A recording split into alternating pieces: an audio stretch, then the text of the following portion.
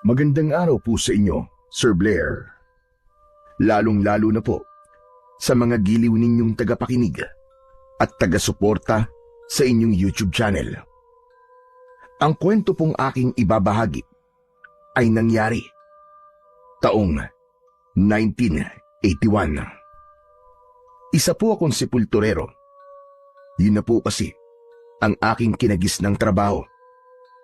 10 taong gulang pa lang po ako nang mamatay sa isang trahedya ang aking ama at ina. Kaya magmula po noon ay mag-isa na lang ako sa buhay. Hindi rin po ako nakapagtapos ng pag-aaral dahil madalas po nilang pinagtatawanan ang aking kalagayan. Mangyaring hindi po kasi normal ang bilang ng aking mga daliri sa aking kamay. 6 po kasi yun. Isang pambihirang kondisyon na kakaiba sa lahat. Kaya naman, binansagan nila ako na emong luya. Pero hindi po yun ang totoong dahilan kung bakit ako sumulat sa inyo. Nais ko lamang po na maibahagi sa inyo ang nakakatakot kong karanasan tungkol sa mga aswang. Kilalanin niyo na lamang po ako sa pangalang Emong. At ito ang aking kwento. Emong, saan ba punta mo? At bis na bis ka? Bibisita lang po ako sa puntod ni nanay at tatay. Kaarawan po kasi ngayon ni tatay eh. Abay, ganun ba? Hala, isama mo na lang ako sa pagbati mo sa iyong ama. Nako, pasensya ka na ha. Kakauwi ko lang kanina, galing ako sa pagroronda. Kaya hindi ako makakasama sa iyo. Ayos lang naman po yung kapitan. Sa ibang araw naman po pwede naman po kayong bumisita sa kanila. Kaya nga naman. Hala, sige na. Tumuloy ka na. Para naman malinisan mo na rin ang kanilang puntod.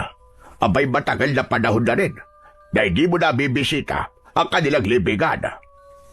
Siya nga po Naging abala po kasi ako sa kabilang sementeryo. Halos gabi na po ako makauwi. Sige po. Tutuloy na po ako. O sige, mag-iingat ka ha. Isang matamis na ngiti ang itinugon ko sa sinabi ni Kapitan Tarok. Simula pagkabata, siya na ang gumabay sa akin. Kaya naman, hindi na rin iba ang turing ko sa kanya. Para ko na siyang totoong lolo. Nang tuluyang makalayo sa akin ang matanda, ay inayos ko na ang aking damit bago ko ipinagpatuloy ang aking paglalakad. Pagkalipas ng 10 minutong paglalakad, bumundol ang kaba sa aking dibdib. Nang matanaw ko sina Rowan at Peter. Pareho silang mga tanod ni Kapitan Tarok at sila ang madalas na nanggugulo sa akin. Iiwas sana ako pero nakita na ako ni Peter. Oy! Teka lang sandali. Saan ka pupunta ha, Emong? Bakit, Peter? Ano bang kailangan mo sa akin? Hehe, wala naman. Natutuwa lang ako sa itsura mo Aba, mukha yata may lakad si Emong Luya. At terno pa ang damit. Anak naman ang putya, oo. Parang ibuburo na. Teka, saan ba lakad? Diyan lang sa sementeryo. Bibisitahin ko lang sila nanay at tatay. Pambira. Bibisita ka lang naman pala sa mga patay. Bakit naman nakapolo ka pa ha? At sakit mo sa mata no? Bitiwan mo ang damit ko, Rowan. Mahalaga kasi ang araw na to para kay tatay Kaya nagsuot ako ng maayos sa damit. Sige na, kailangan ko nang umalis Teka. Sandali lang naman. Bakit ba nagmamadali ka ha? Bakit niyo ba ako ginugulo? Bitiwan niyo ang damit ko. Wow! Sumasagot-sagot na si Emong Luya. Hindi na siya natatakot sa'yo, Peter. Abat, lintik na to Ayaw magpahawak ng damit Bakit? Papalag ka ba, ha? Hindi, Peter. Hindi ako lalaban sa inyo. Dahil sa ipinakita kong takot sa kanila, tila naging dahilan pa yon para mas lalo nila akong pagtripan at pagtawanan. Lumapit sila sa isang tindahan at narinig ko na humingi sila ng kawali kay Aling Bebang. Maya-maya pa ay may iniabot sa kanila ang matandang babae. Kaya napansin ko na ikinuskus nila ang kanilang mga kamay sa kawali. Gusto kong umalis ng mga sandaling yon, pero agad silang nakabalik sa aking kinaroroonan. Teka, sandali lang! Huwag ka munang umalis, sabi! Rowan, nakikiusap ako. Kung maaari, hayaan niyo na akong dumalaw sa aking mga magulang. Narinig mo ba yon, ha, Rowan? Para bang naririnig kong nakikiusap ang ulupong na to eh. Oo, dinig na dinig ko, tol. Alam mo, Emong, kanina ka pa kasi namin pinagtatalunan ni Peter eh. Kung ano ang totoo mong pagkatao. Hindi kasi namin malaman kung ano ka eh. Sumilay ang nakakalokong ngiti sa labi ni Rowan habang nakatago ang kanyang mga kamay sa kanyang likuran. Panay naman ang tawa ni Peter habang nakaharang sa aking harapan. Akala nila hindi ko napansin na meron silang masamang binabalak sa akin. Teka pare, alam ko na ang tawag sa ternong puti na suot ni Emong. Ano, tol? Mongha, luyang nabilad sa araw, kaya nasunog at naging abo. Kung ganon, abay dapat magmalasakit tayo, hindi ba? May kasabihan kasi sa baryo natin na ang mga mongha ay swerte raw sa negosyo. Kaya ang dapat, itaas ang mahiwagang kamay. Mas lalong umalingaw-ngaw ang malakas nilang tawanan nang itaas ni Rowan ang aking kamay. Kitang-kita ko ang pandidiri sa kanilang muka habang nakatingin sa aking mga daliri. Naiklas ko kagad ang aking braso at itinago ko yun sa aking likod. Pero pilit nilang hinihila ang aking kamay. Ngunit umiiwas ako at kahit anong gawin nila sa akin, hindi ako lumalaban dahil ayoko ng gulo. Siguro, makikipagkita ka sa nobya mo na multo, no? Ano ka ba naman, tol? Wala namang nobyang multo si Emong eh. Baka naman hinuhukay niya ang bagong libing na babae doon. Tapos ginagahasa niya tuwing gabi. Hoy, ano ba kayo? Hindi ko yun magagawa. Nagkakamali kayo. Rowan, huwag mo naman paratangan lang kung ano-ano si Emong. Ikaw naman, oo. Maawa ka naman sa kanya. Teka. Nako, mukha yatang nagusot ang polo mo, ah.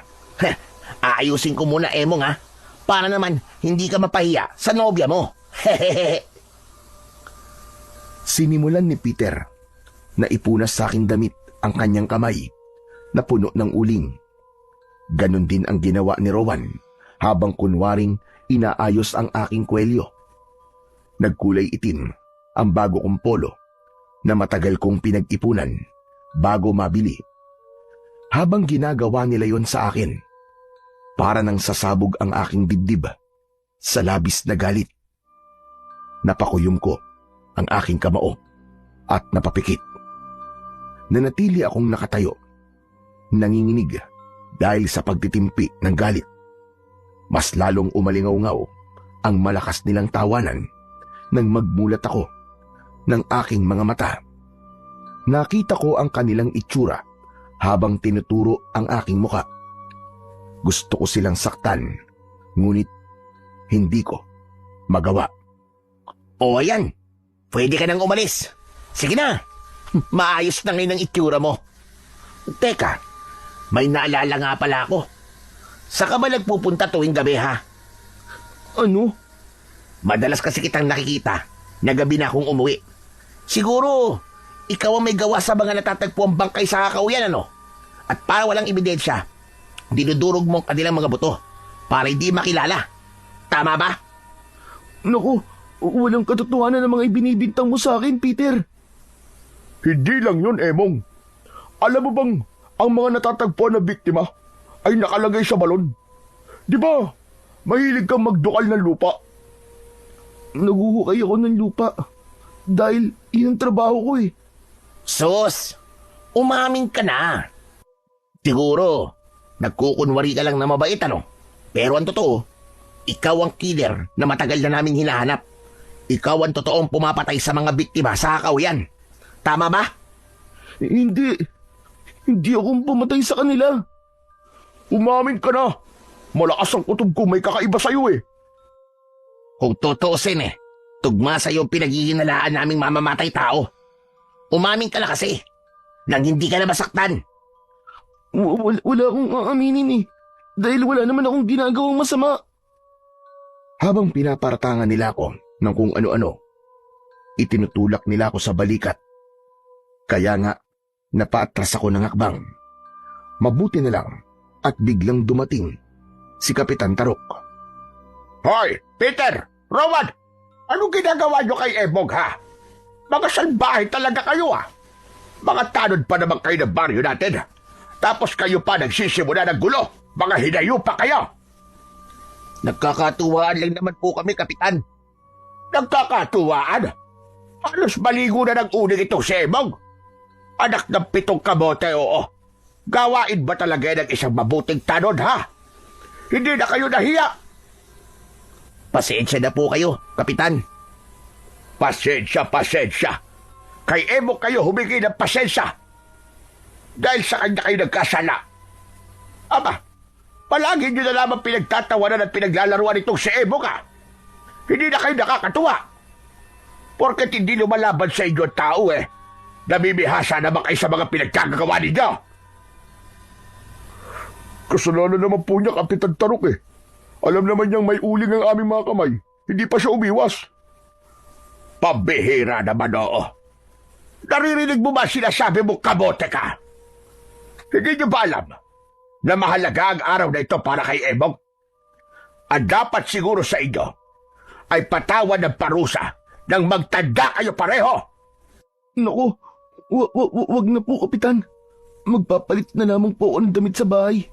Huwag niyo na po silang parusahan. Ay, nako.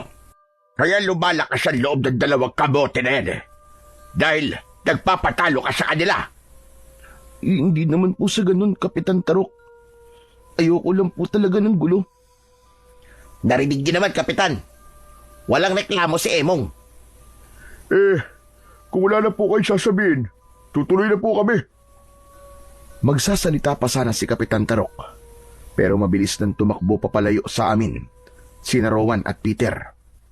Kaya naman, naiwan ng matanda at dismayadong napatingin sa akin suot na damit. Paano na kayo dyan? Narumihan na ang damit mo. Wala po ito, Kapitan. Sanay na po ako sa kanila. Ay, nako. Ang mabuti pa kaya isamahan na kitang umuwi sa bahay mo at baka guluhin ka na naman ng mga bokong na yon. Isa pa, kalimutan mo na ang mga sinabi sa'yo ng mga tanod ko. Walang katotohanan ang ibinibintang nila sa'yo. Alam ko yon dahil mabuti kang tao. Maraming salamat po sa tiwala sa akin, Kapitan. Kapitan, sandali lang po. Meron na naman po bang bagong biktima? Sa kasamaang palad ay oo. Kaya nga nakakalungkot isipin na kahit ginagawa ko naman ang lahat, may napapahamak pa rin. Hala, sige na. Umuwi na tayo at nang makapagpalit ka na ng damit. Sige po. Ay, teka. Akala ko po ba puyat kayo? Bakit nandito po kayo?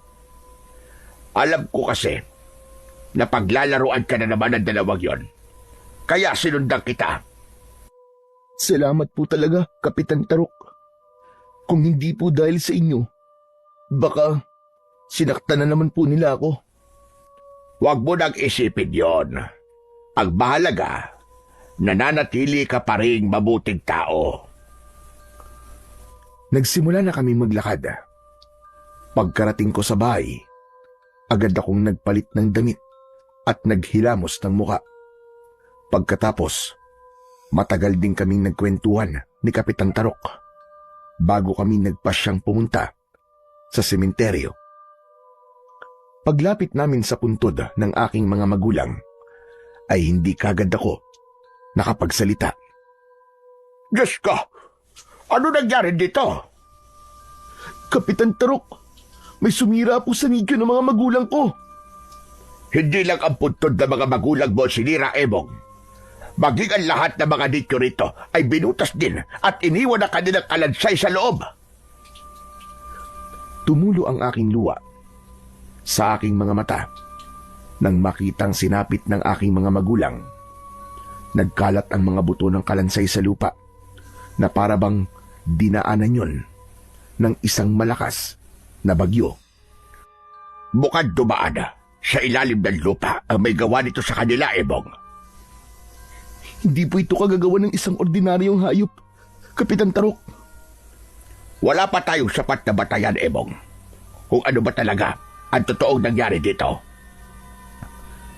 Kapitan, hindi po ba't ganito rin po nangyari sa aking mga magulang nung nabubuhay pa po sila? Namatay din sila dahil sa misteryosong balon na naiiwan sa lupa.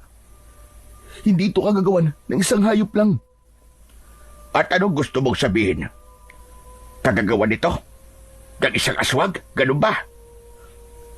Opo, kagagawa nito ng isang aswang na matagal nang namiminsala sa baryo natin, Kapitan. Kapitan, gumawa po kayo ng paraan para mahuli kung sino may gawa nito sa mga magulang ko. Hindi yun magiging madali. Masyadong komplikado ang sitwasyon, Emong. Hindi nagtagal ay nakarating sa mga tao ang nangyari sa sementeryo. Pagkalipas ng ilang minuto, dumagsa ang mga tao at nakita ang sinapit ng kanilang pamilya. Napuno ng ingay ang paligid dahil sa iyakan ng mga tao.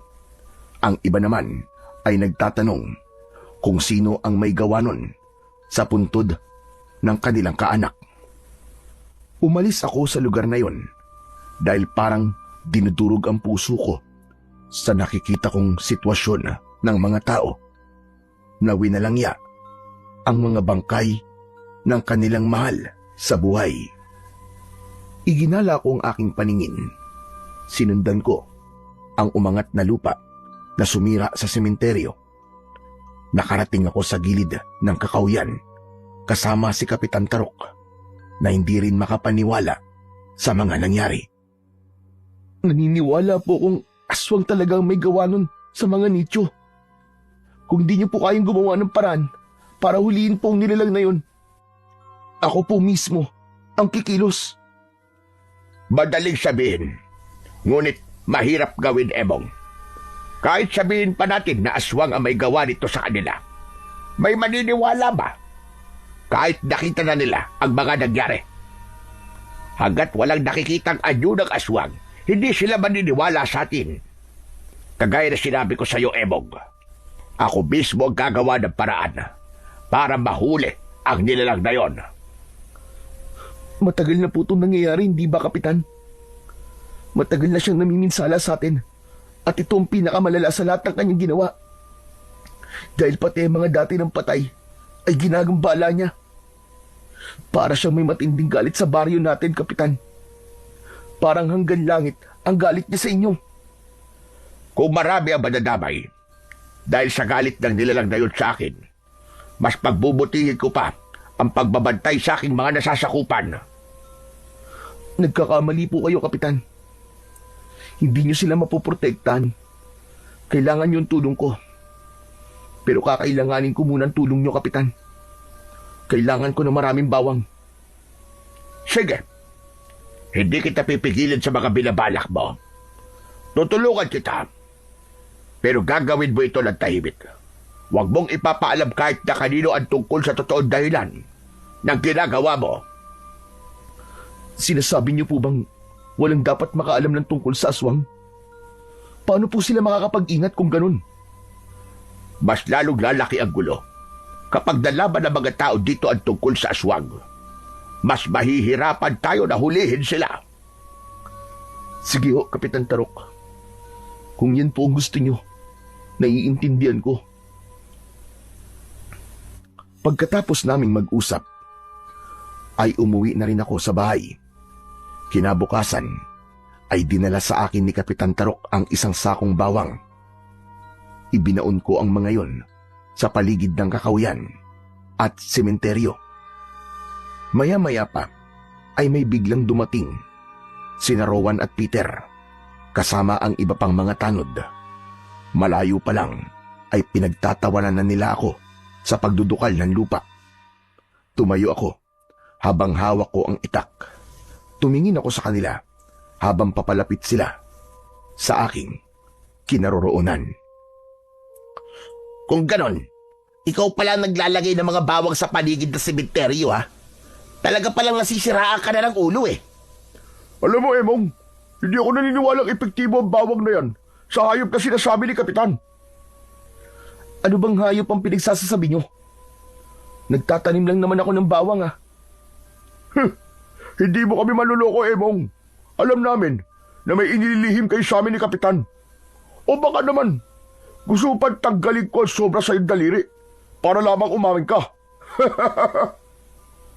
Umalingaw-ngaw ang malakas na tawanan sa aking paligid. Hindi pa sila nasiyahan. Binunot nila ang mga ibinaon kong bawang. Sinubukan ko silang pigilan, ngunit itinulak nila ako. Nang matapos sila sa panggugulo sa akin, wala akong imik na dinampot ang nagkalat na bawang sa lupa at ibinalik ang mga yon kung saan ko yon ibinaon. Pero hindi naging maganda ang dating nun kay Peter. Kaya naman, malakas niya akong sinipa sa tiyan. Lintik ka! Wala ka ba talagang sasabihin sa amin, ha? Hindi mo ba ipapaliwanag sa amin kung ano ang totoong nangyayari sa sementeryo? Wala akong alam sa mga pinagsasasabi mo, Peter. Anong walang alam? Anong pinag-usapan niyo kahapon ni Kapitan, ha? Sabihin mo sa amin! Aray, tama na, Peter, nasasaktan ako. Talagang masasaktan ka sa akin kapag hindi ka nagtapat. Kasama ba yan sa pagiging tanod nyo, ha? Ang manakit ng tao na walang kalaban-laban sa inyo. Ang totoo, hindi naman ako nasaktan nang tamaan ako ng sipa ni Peter sa akin tiyan. Kailangan ko lang magkunwaring nasasaktan para tigilan niya ako. Pero dahil sa pagmamatigas ko na hindi sabihin sa kanila kung ano ang totoong nangyari, binugbog nila ako. Halos mamilipit ako sa labis na sakit ng aking katawan. Yan! May dahilan ka na para tigilan ang ginagawa mo. Siguro, paraan mo lang to, no? Para hindi ka namin paghinalaan. Pero ang totoo, ikaw naman talaga ang may gawa nun sa nangyari sa sementeryo. Di ba? Umamin ka na! At para hindi ka paghinalaan ng mga tao, idinamay mo pa talaga ang puntod ng walang silbi mong mga magulang. Huwag mong idamay ang aking mga magulang dito. Isipin mo na ang gusto mong isipin sa akin. Pero hindi sila namatay ng walang silbi. Namatay sila dahil sa pagliligtas nila sa buhay ni Kapitan Tarok. Ha! Kaya nga, di ba? Hanggang ngayon, kinakampihan ka pa rin na matandang yon. Kung hindi mo ipagtatapat sa amin kung anong pinag-usapan nyo, ako mismo ang aalam. Tara na nga mga kasama. Ituloy na natin ang pagroronda sa kakahuyan. Nakakabwisit lang ang pagbumuka ng taong to. Nakahiga ako sa lupa nang umalis sila sa aking harapan. Dahan-dahan akong bumangon at nahaplos ang aking tiyan. Tumayo ako at hinabol sila ng tanaw habang papasok sila sa kakahuyan. Pagsapit ng gabi ay hindi ako dinalaw ng antok. Kaya naman, bumangon ako at kinuha ang aking sombrero. Isinukbit ko rin ang aking itak sa aking bewang. Lumabas ako ng bahay para magtungo sa sementeryo. Bala ko nang magbantay roon. Ngunit pagdating ko, nakita ko ang pangkat ni Rowan at Peter. Naglilibot sila sa loob ng sementeryo. Kasama si Kapitan Tarok. May dala silang sulo, sibat at itak. Panay ang lingaan nila sa paligid. kaya nagtago ako sa likod ng isang nicho. Talasan niyo ang inyong paningin at pakiramdam nang hindi na maulit ang mga nangyari kahapon. Bakit kailangan pa natin magbantay rito, Kapitan? Bakit hindi na lang si Emong ang hulihin natin? Siya naman talaga ang may gawa nito eh. Mag-iingat ka sa paratang mo, Peter, ha? Baka ikaw ang kasuhan ni Emong dahil sa paninira ng puri sa kanya. Magpasalamat ka dahil mabait ang taong yon.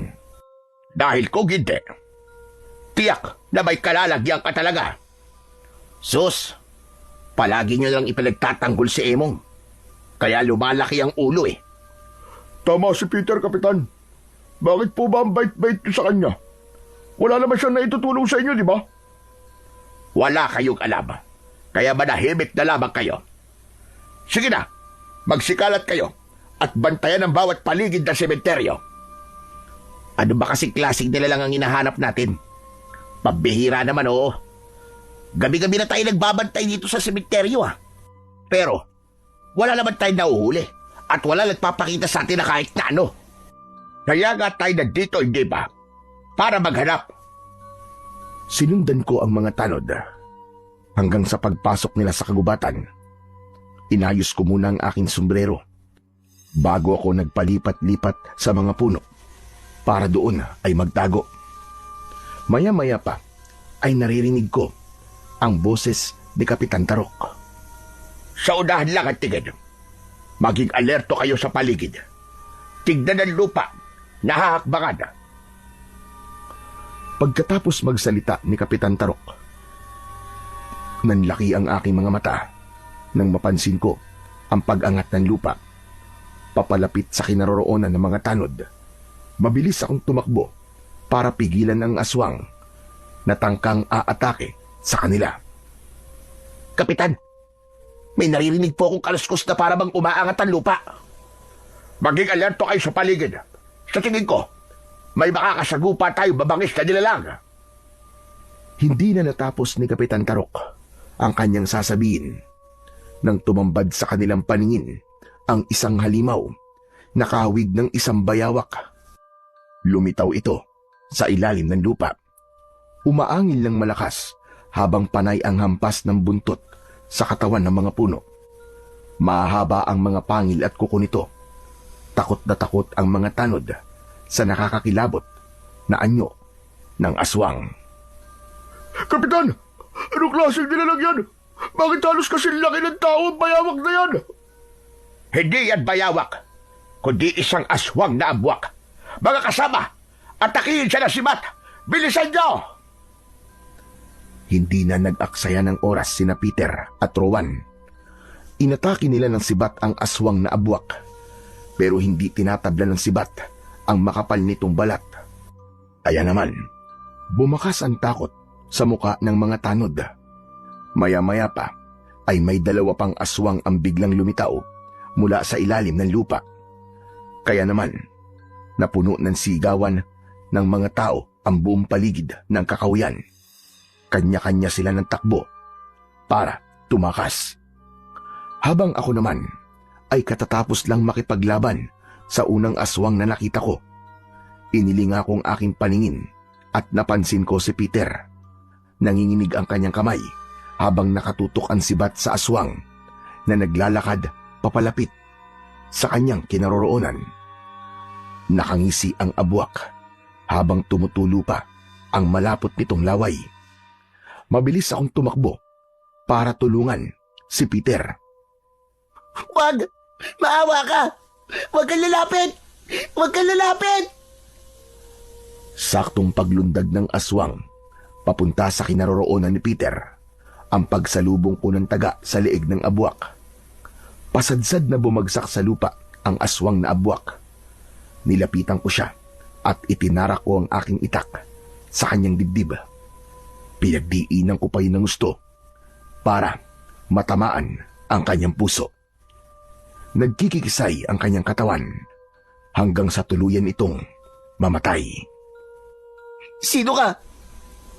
Kung sino ka man, maraming salamat sa pagkakaligtas mo sa buhay ko.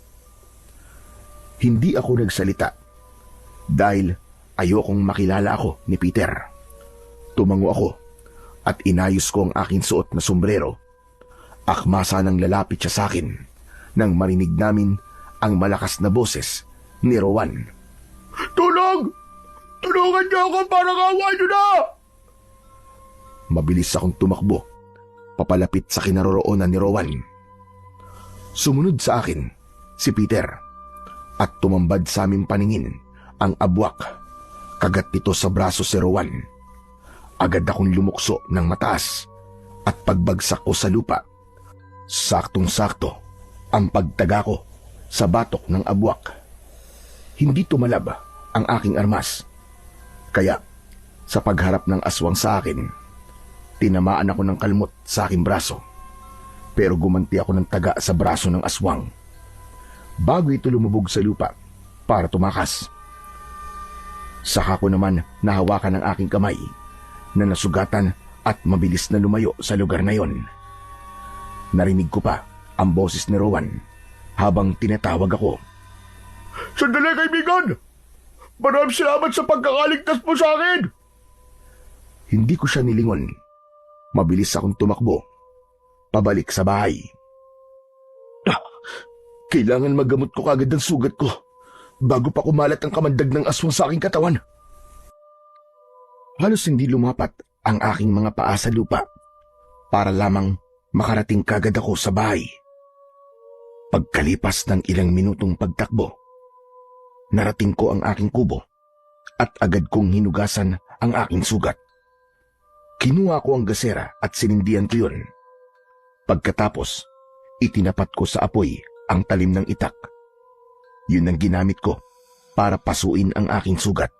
Nang sa ganun, ay mamatay ang lason at kamandag ng abwak. Sinugatan ko ulit ang kalmot sa aking braso, kaya nagmistulang hiwa yon mula sa itak. Halos mamilipit ako sa labis na sakit. Pawisan ang aking noo nang matapos ako sa paggagamot. Kinabukasan, usap-usapan ang ginawa kong pagliligtas kina Rowan at Peter. Ayon sa kanila, hindi nila nakilala ang lalaking tagapagligtas. Sakto, napagdaan ko ay napansin ako ni Kapitan Tarok. Oh, Emong! Papasok ka na ba sa trabaho ba? Opo. Dun po muna ako sa lumang sementeryo. Marami po kasing nasirang nicho kaya mag-aayos po ko ron. Ganun ba? O teka, alam mo na ba nangyari sa amin kagabi? Alam mo bang inatake kami ng aswang? Ibig niyo po ba sabihin, alam na nila ang tungkol sa aswang? Akala ko po ba gusto niyo munang itago ang tungkol sa kanila? Wala na kung saan lumantad ang mga aswang. Kaya wala na dahilan para iniman tungkol sa kanila. Kaya huwag ka magpapagabi sa daan, ha? Dahil luban delikado. Opo, Kapitan. Dahil sa pag-uusap namin ni Kapitan Tarok, naagaw ko ang atensyon ng mga nagkikwentuhan na sina Rowan at Peter. Hindi sila nakatiis at lumapit sila sa aming kinaroroonan. Teka, bakit para yatang mahaba ang suot mong maggasa, Emong? May tinatago ka ba, ha? Wala akong tinatago, Peter. Sige po, Kapitan Tarok.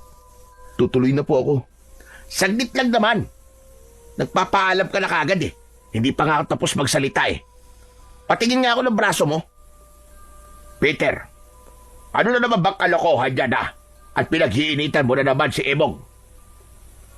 Kapitan, may gusto lang naman po akong makita Akmasa nang lalapit si Peter sa akin nang pinigilan nito ni Kapitan Tarok. Pwede ba, Peter? Huwag mo na guluhin si Emong. Kung yan tapag mo ngayon ay ginamit mo kagabi, di sana may silbi ka. Kapitan, hayaan niyo na po si Peter. Bakit niyo po ba siya pinipigilan? Kung wala naman pong itinatago si Emong, bakit parang natatakot siyang ipakita ang kanyang braso? Di po ba? Bakit ba gusto niyo makita ang braso ni Emong, ha? Nung inatake po kasi ako ng aswang kagabi, tinamaan siya ng taga mula sa lalaking nagligtas sa akin bago siya nakatakas. Malakas ang kutob ko na si Emong ay isang abwak. Kapag may sugat siya sa braso, ibig sabihin nun, isa talaga siyang aswang. Wala nang nagawa si Kapitan Tarok nang pagtulungan nilang itaas ang aking manggas. Nanlaki ang kanilang mga mata nang tumambad sa kanilang paningin ang sugat ko sa braso. Anak ng putya! Sinasabi ko na nga ba't ikaw ang aswang na yun eh? Hindi, Peter. Nagkakamali ka. Anong pagkakamali ang sinasabi mo, ha? Ikaw ang nilalang na yun, hayop ka. Humanda ka. Sisiguraduhin ko na malalaman ng mga tao na isa kang aswang. Peter, pwede ba tumigil na kayo ni Rowan? Nasugatan si Emong dahil sa inyo. Pinagtripan niyo siya noong nakaraang araw, hindi ba? Pero, bago lang po ang sugat niya sa braso. Kaya hindi kami maaaring magkamali. Ako na ang nagsasabi sa inyo. Hindi si Emong ang aswang. Hala, sige na, Emong. Itago mo na ang sugat mo at baka maimpeksyon pa yan. Mabilis kong itinago ang aking sugat sa ilalim ng aking mahabang manggas. Saka ako nagmadaling humakbang. Ngunit biglang may dumating na isang lalaking may tulak na kariton. Punong-puno yun ng bote na may laman na tuba. Bili na kayo. Bili na kayo sa akin ng tuba. Nawala sa akin ang atensyon ng dalawa at nakangiting sumilay ang matamis na ngiti sa labi ng mga ito nang makita ang tuba. Bili na kayo. Nako, hindi kayo magsisisi kapag natikman nyo ang tuba ko. Tuba? Abay, sa bagawa yan. Sa niyog po. Naku, masarap po ito, tatay. Baka gusto niyo po tikman. Nako matagal na akong tumigil sa pag-inom ng alak. Dati akong gumagawa ng tuba at sa tingin ko ay talagang masarap yan. Naku magkano naman po ang isang bote? Buena mano kapag bumili ka. Bilang unang suki, libre na ang isang bote. Kaya 50 na lang ang isang bote ng tuba. Naku, ang mura naman yan. Noong nakaraang araw bumili ako sa labasan, 100 ang isang bote. Ganito talaga kamura kapag nagsisimula pa lang. Sige na, bumili na kayo. May libreng tikim din. Mas lalong umaliwalas ang muka ng dalawa nang iabot sa kanila ng lalaki ang tig-isang baso ng tuba. Nang matikman ng mga ito ang lasa, ay hindi lang isa ang binili ng mga ito. Tig-apat pa. Maya-maya ay sa akin naman tumingin ang lalaki. Ikaw, bibili ka ba? Bagay ito sa'yo. Kasi maputla ang labi mo. Hindi po ako umiinom ng alak eh. Pasensya na po. Nag-aalala ka ba na bumili sa akin? Dahil hindi mo pa ako kilala. Ako nga pala si Sado. Mang Sado na lang ang itawag mo sa akin. Sige na, Emong. Bumili ka na ng isa. Paminsan-minsan tumikim ka rin ng alak. Nang malinisan naman ang baga mo. Kapitan naman, ano naman po ang koneksyon nun sa paglilinis ng baga ko? Baka pagdukal ko po ng lupa mamaya limot ko na po ang north at saka south. Dahil sa sinabi ko, napatawa ng malakas si Mang Sado at pilit na iniabot sa akin ang alak. Sige na, tanggapin mo na ito ba? Ako na magbabayad yan. Napakabuti niyo naman pong kapitan. Parang sa tingin ko po mahalaga sa inyo ang binatang yan. Abay, oo naman. Para ko na siyang apo at anak. Siya ang naging alaga ko nang mamatay ang kanyang mga magulang. Hala, sige na. Bigyan mo na siya ng isang bote ng tuba at ako na magbabayad. Ang bait niyo, kapitan. Wala po ba kayong anak? Nako, kapag nakita po niya na magandang pagtrato niyo kay Emong, baka naman magselos siya. Wala akong anak. Hindi ako nag-asawa.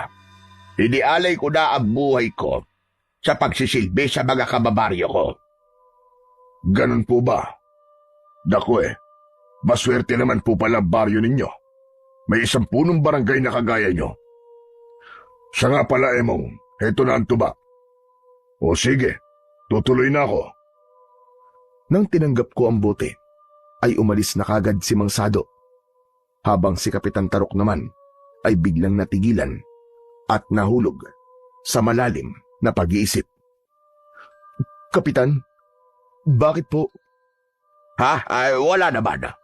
O sige na, itabi mo na ang tuba. Mamayang gabi mo na lang yan inumin nang maayos ang tulog mo. Napatingin siya sa gawi ni na Peter at Rowan na sinimulan lang inumin ang tuba at nakalimutan na ang tungkol sa akin. Sige na, Emong, umalis ka na habang hindi ka pa napapansin ng dalawang bokog na ito. Agad akong umalis sa lugar na yon para simulan ang aking trabaho. Madali ko naman natapos ang pag-uukay ng lupa, kaya maaga rin ako nakauwi. Pagdating ko sa bahay, ay agad kong itinabi ng maayos ang tuba. Pagsapit ng gabi, hindi ako dalawin ng antok. Naalala ko si Kapitan Tarok, kaya kinuha ko sa aking damitan ang itim kong sombrero at balabal. Naglagay rin ako ng balot sa aking kamay para itago ang aking mga daliri. Maya-maya pa ay lumabas na ako ng aking bahay. Mabuti na lang at maliwanag ang sikat ng buwan ngayon. Hindi kagaya nung nakaraan na gabi na halos hindi ko makita ang dinaraanan ko. Inilinga ko muna ang aking paningin sa paligid nang makasigurado ko na walang ibang tao na makakakita sa akin. Mabilis akong tumakbo papunta sa kagubatan. Sinundan ko ang bakas ng mga paa sa lupa. Ganon din ang liwanag mula sa sulo ng mga nagrorondang tanod. Pagsapit ko sa gitna ng kakahuyan, ay bigla akong nakarinig ng sigaw mula sa boses ni Kapitan Tarok. Ay, Diyos ko po! Ano nangyayari sa inyo? Rowan, Peter! Bakit nyo kinakain ang hilaw na karne ng baboy ramo? Nanlaki ang aking mga mata sa aking mga narinig. Kaya mabilis akong tumakbo papalapit sa kanilang kinaroroonan at pansamantalang nagtago sa likod ng puno. Pero mula sa aking kinatatayuan, nakita ko ang ginagawa ng dalawang tanod. Pinag-aagawan nila ang katawan ng baboy ramo. Takot na takot din ang mga kasama nilang tanod. Maging si Kapitan Tarok ay hindi rin makapaniwala sa nakikita. Peter! Akin na! Bitiwan mo ang laman loob ng baboy ramo na yan! Ano ba nangyayari sa'yo? Kapitan, tulungan niyo kami. Hindi namin mapigilan ang aming sarili. Naglalaway po kami sa lasa ng baboy ramo na to. Lumayo po kayo sa amin, Kapitan. Isama niyo na mga kasama natin mga tanod. Nakikiusap po ako. Baka kayo naman po masaktan namin. Sige na. Umalis na po kayo. Hindi ko kayo iiwan hanggat hindi ko naiintindihan kung bakit kayo nagkakaganyan. Sige na, Kapitan. Umalis na kayo. Umalis na kayo. Muling ibinalik ni Peter ang pagkakasubsob niya sa katawan ng baboy ramo. Ganon din si Rowan. Ang ibang mga tanod na nakakita sa pangyayari ay agad na napasuka. Ang iba naman ay tumakbo at iniwan si Kapitan Tarok. Panay naman ang awat ng matanda sa ginagawa ng dalawa. Maya-maya pa ay biglang natigilan si Kapitan Tarok at napalinga siya sa paligid. Tara na! Umalis na tayo rito! Tigilan nyo na yan! Dariyan lang mga amwak! Bitiwan niyo kami. Huwag niyo kami pakialaman. Tumayo si Peter at sinamaan niya ng tingin si Kapitan Tarok. Maitim na ang paligid ng mga mata nito. Para bang wala na sa kanyang sarili. Maya-maya pa, biglang lumitaw sa likod ng matanda ang nakakakilabot na anyo ng abwak. Agad akong sumerko sa ere at inatake ang aswang. 2 taga kagad sa liig ang ginawa ko, kaya bumagsak ito ng pasadsad sa lupa. Nagulat naman si Kapitan Tarok sa biglaang paglitaw ko. Itinungo ko ang aking muka at hinarap ang aswang na muling lumubog sa lupa. Hinabol ko ito at itinarak ang talim sa lupa. Lumabas ang aswang. Inatake niya ako ng kagat pero naiharang ko ang aking itak. Sabay hila, kaya nasugatan ang kanyang bibig. Umangil siya ng malakas at gumanti sa akin ng suntok. Tinamaan ako sa leeg. Napaubo ako sa sobrang sakit. Bumagsak ako sa lupa at lumapit sa akin ang aswang. Masyado kang pakailamero. Pabayaan mo na ako sa baryong ito. Marami ka napapatay sa mga alagad ko. At ngayon naman, pati ba naman ang mga bago kong alagad, pakikialaman mo rin. Kung ganun, hindi ka lang pala basta aswang. Alam mo rin ang ginagawa mo kahit nasaan nyo kang abwak. Oo naman, lahat ay naiintindihan ko at mayroong dahilan kung bakit ako nagkakaganito. Eh ikaw, anong dahilan mo? At palagi mo akong pinakikialaman. Palagi mong inililigtas ang lintik na matandang yan. Marami akong dahilan. Dahil pinatay mo mga magulang ko, hayop ka. At wala kang karapatang manggulo sa baryo namin. Hindi ko kayo patatahimbikin. Hindi ko hahayaan na magkaroon ng katahimikan ng baryo ito. Pahihirapan ko ang magaling ninyong kapitan na nagtatago sa isang huwad na maskara. Pero ang totoo, hayop siya. Mabangis pa siya sa halimaw. Magsama-sama kayong lahat! Muling umatake ang aswang sa akin. Ngunit naiwasan ko ang kanyang kamao. Gumanti ako ng taga sa kanyang dibdib. At kitang-kita ko na naghilom kagad yun. Kaya napatras ako. Sumugod siya sa akin habang nakangisi. Hinampas ako ng buntot niya. Kaya naman, tumalsik ako sa gawi ni Rowan at Peter na tuloy lang sa paglantak sa katawan ng baboy ramo. Kaya lang, bumagsak ako sa dugo ng hayop. Kaya ako naman ang inatake ni Rowan at Peter. Bitiwan niyo lalaki niyan! Rowan! Peter! Awat ni Kapitan Tarok na hindi pa rin ako nakikilala. Bumangon ako at pinagsusuntok ko sina Rowan at Peter. Napansin kong tuluyan nang nawala sa kanilang sarili ang dalawang tanod. Umalingaw-ngaw ang tawa ng abwak. Ganyan nga! Patayin niyo sila! Sige mga alagad ko! Lapain niyo ang matandang yan! Pati na ang pakialamerong yan! Sino ka? Para maggulo sa nasasakupan ko! Tanda, ako dapat ang magtanong yan sa'yo. Sino ka? Para alagaan at protekta ng baryong ito.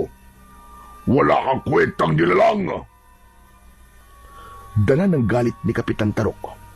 Sumugod siya sa kinaroroonan ng aswang. Subalit sinalubong ito ng kamao ng abwak. Bumagsak ang matanda sa lupa. Ako naman na nakikipagpambuno sa dalawa ay tuluyang pinabagsak ang mga ito.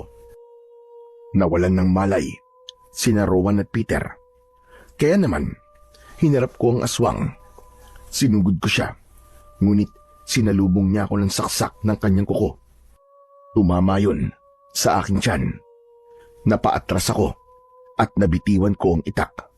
Naramdaman ko ang sakit ng aking sugat, pati ng pag-agos ng aking dugo.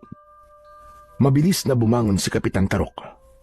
Dinampot niya ang itak at isinaksak yun sa tiyan ng aswang. Nasaktan ito. Hindi pa nasiyahan ang matanda. Dinampot niya rin ang apoy at ipinaso niya yon sa mukha ng aswang. Dahil sa gulat ng abwak, muli siyang lumubog sa lupa para tumakas.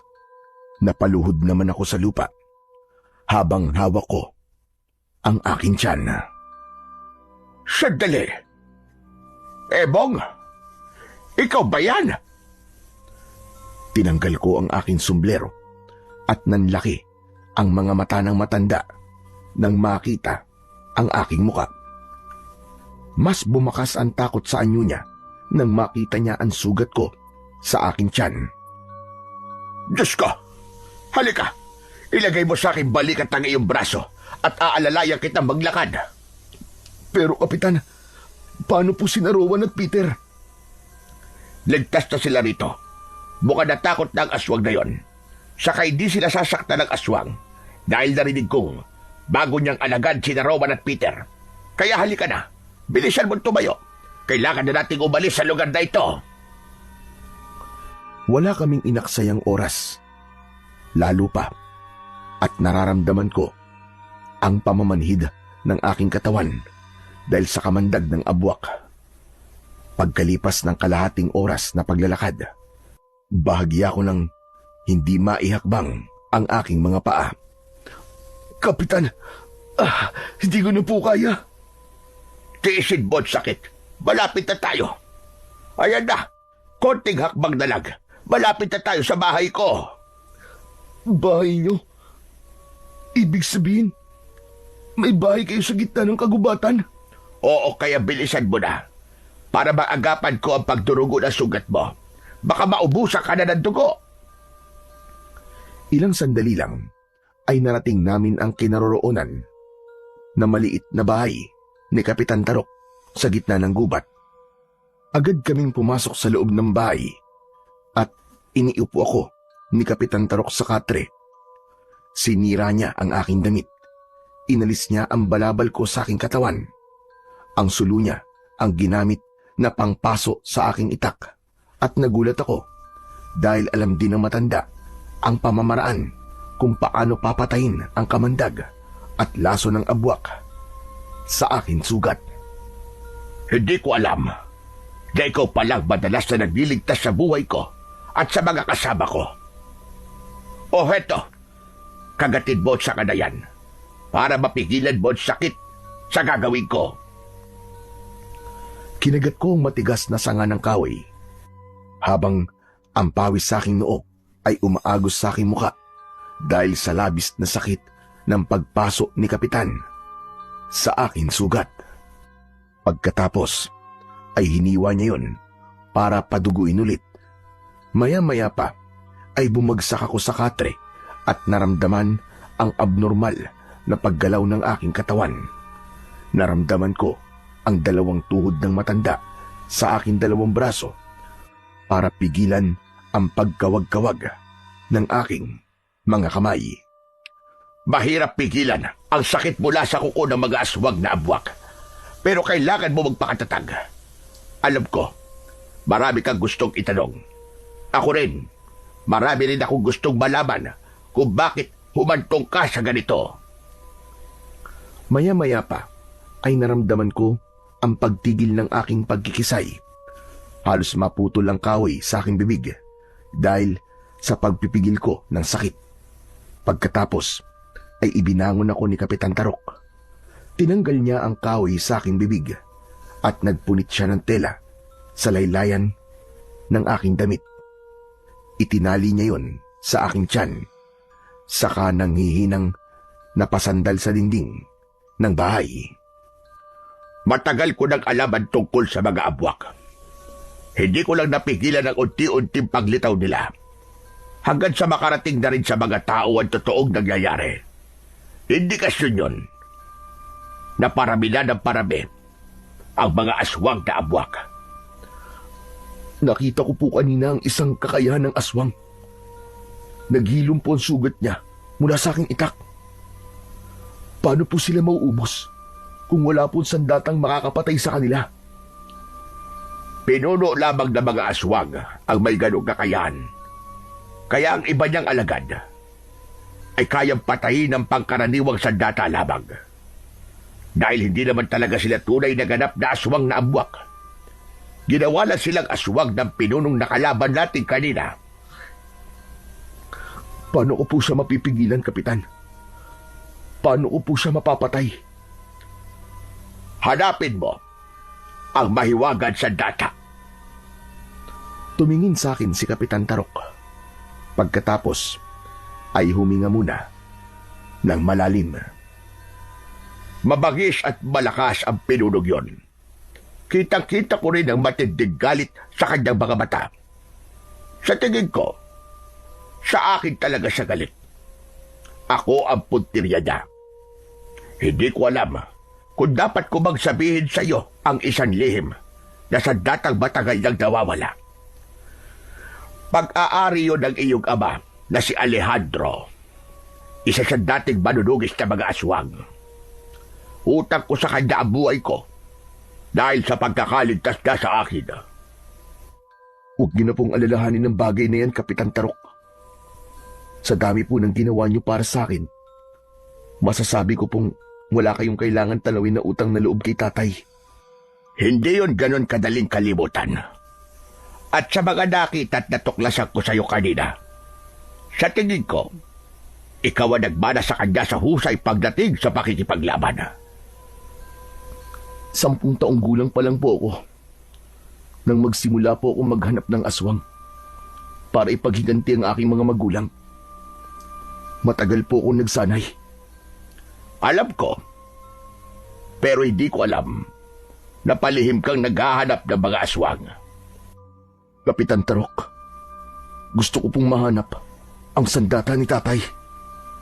Kung ganon, makinig kang mabuti sa mga sasabihin ko. Kakailanganin mo munang maghuli ng busang. Hintayin mo ang pagsikat ng araw at pagsabay ng ulan. Kapag natapos na ang ulan, lilitaw ang isang baghari. Kapag nakita mo yon, baybayin mo ang dulo nun. Pagkatapos, ihagis mo ang musang. Kung saan pumatak ang paa ng musang, doon nakabaon ang mahiwagang tridente. Kailangan mo yung hukayin. Ano ho? Tridente? Oo, tridente. Isang kakaibang sandata na merong 3 talim sa dulo. May mutya ng mata na busang ang hawakan doon. Yun ay may kakayahang magtanggal ng hawa ng aswang at kayang pumatay ng mabangis na abwak. Mahirap ang paghahanap sa sandata na yon dahil kakailanganin mo ang matinding focus. Kung ganun, magagamit ko rin po yun para matulungan sina Rowan at Peter para matanggal ang hawa ng aswang sa kanila. Hindi lang yun ganun kadali. Kailangan malaman kung anong uri ng sangkap ang ginamit sa kanila para mahawa sila ng aswang. Tulungan mo ko, Ebong. Hindi ko kakayanin mag-isa. Handa po akong tumulong, Kapitan Tarok. Kailangan ko lang pumahanap ang mahiwagang tridente ng aking ama. Pagkatapos akong gamutin ni Kapitan Tarok, nanatili pa ako sa bahay niya sa Kakahuyan. Magmula rin ng gabing yun, nabalitaan ko ang patuloy na paghahanap ni Rowan at Peter sa hilaw na karne ng baboy ramo. Palihim ko silang binabahugan ng pagkain para lamang hindi sila tumikim ng karne ng tao. Pagkalipas ng ilang linggo na pamamalagi ko sa bahay ng matanda, nakahuli ako ng musang na magagamit ko para mahanap ang mahiwagang sandata ng aking ama. Pagkatapos, naghintay ako sa paglitaw ng magkasabay na init at ulan. Isang araw, pasado 12:00 ng tanghali, bumuhos ang ulan. Napabalikwas ako ng bangon at nagtungo kagad sa labas. Ayos! May ulan at init na musang. Pagkakataon na natin ito. Ito ng tamang oras para sa paglitaw ng baghari na siya magtuturo sa atin sa kinilalagyan ng nakabaon na tridente. Kapag nahukay at natagpuan mo na sa data, lilitaw ang maraming aswang para agawin sa iyo ang tridente. Napalingon ako sa aking likuran nang makita si Kapitan Tarok na may dalang pagkain. Ito na ang pagkakataon mo, Ebong. Lumitaw na ang baghari. Bilisan mo ang paghanap. Nagtataka na rin sina Rowan at Peter dahil matagal ka na nilang hindi nakikita. Iniisip nila na ikaw talaga ang aswang. Huh? Wala silang kaalam-alam na sila talaga ang aswang. Oo, Ebong. Nawawala sila sa kanilang sarili kapag nagugutom sila sa hilaw na karne. Sana nga ay gumaling na sila. Nahihirapan na ako sa pagprotekta sa kanila. Sige po, Kapitan Tarok. Aalis na po ako. Sinuong ko ang malakas na ulan. Dala ang musang. Mabilis akong tumakbo habang nakatingala sa langit. Hindi nagtagal. Natagpuan ko rin ang dulo ng baghari. Hindi na ako nag-aksaya ng oras. Inihagis ko sa ere ang musang at sa pagpatak niya sa lupa, bumaon ng kanyang kuko malapit sa puno ng balete. Agad akong yumuko. Nagdukal ako ng lupa gamit ang itak. Halos tumagal yun ng 2 oras bago ko nahanap ang mahiwagang tridente. Hinawakan ko yun, saka napatingin sa gawin ng musang na biglang tumakbo papalayo sa akin. Naramdaman ko ang pagpasok ng malakas na enerhiya sa aking katawan. Nagkikisay ang aking katawan, kasabay ng paglitaw ng malakas na liwanag sa hawakan ng sandata. Gumapang yon sa aking mga kamay at lumabas sa aking mga mata. Aray! Ano nangyayari? Bakit marami ako naririnig na ingay sa paligid ko? Pagkatapos ay nakikita ko na malinaw ang kakawyan. Diyos ko! Ang mga kuko ko humahaba rin at hindi ko mabitiwan ang sandatang to. Pinagmasdan ko ang tridente. Habang nasa kamay ko yun, biglang lumiwanag ang sandata at humaba ang talim nun. Grabe! Ang astig naman ng tridenteng to! Itinuon ko yun sa lupa at walang kahirap-hirap na nakaahon ako mula sa hukay. Magaan din ang aking pakiramdam na parabang kasing gaan ng papel. Ilan lamang yan sa mga tataglayin mo. Magiging kasing bilis ka rin ng musang kapag tumatakbo. Napatingin ako sa gawi ng bagong dating na si Kapitan Tarok. Hindi na ako nakapagsalita nang mula sa kakawyan lumitaw ang maraming aswang na abwak. Lahat sila ay umaangil ng malakas habang nakatingin sa aking kamay. Simulan mo na ang laban. Gawin mo ang lahat para hindi nila maagaw ang iyong sandata. Nasa batok ang kanilang kahinaan. Sige na, patayin mo silang lahat. Biglang umatake sa amin ang mga aswang. Mabilis akong sumugod pasalubong sa kanila. Bigla akong tumalon ng mataas at pinuntirya ko ang kanilang batok. Meron akong isang tinamaan na nagkakakawag na parabang nakukuryente. Bumagsak siya sa lupa at nanlaki ang aking mga mata sa epekto ng talim sa kanyang katawan. Unti-unti siyang naagnas hanggang sa malusaw at naging puting likido. Kung ganun, ito pala ang epekto ng sandata sa katawan ng mga aswang na abwak. Muli akong umatake sa mga kalaban na biglang natigilan sa aking ginawa. At kahit nagtatago sila sa ilalim ng lupa, ay naaabot sila ng talim ng aking tridente. Pinagsasasaksak ko sila ng aking sandata hanggang sa maagnas ang kanilang katawan at matunaw. Saka ko lang nakita ang mga bawang na ibinaon ko noong nakaraang linggo. Hindi sila naaapekto ng bawang, Ebong. Tanging tridente lang talaga ang makakapatay sa kanila. Mabilis kong napatay ang mga aswang na abwak. Habol ang hininga na inilinga ko ang aking paningin sa paligid. Saka itinaas ang aking tridente at umikli ang talim nun. Hanggang sa pwede ko nang itago sa aking bewang. Nagkatinginan kami ni Kapitan Tarok bago niya ako sinamahang umuwi sa bahay. Nagulat ang mga tao sa biglang paglitaw ko, lalo na sina Rowan at Peter. Nakakaiba ang itsura ng mga mata. Tignan mo nga naman na swerte. Matagal-tagal ka na rin naming hindi nakikita. Magmula nang makita namin ang sugat mo sa braso. Huwag na kayo maggulo, Ebog. Pagod siya. Siya ang katulog ko sa pagroronda habang wala kayo.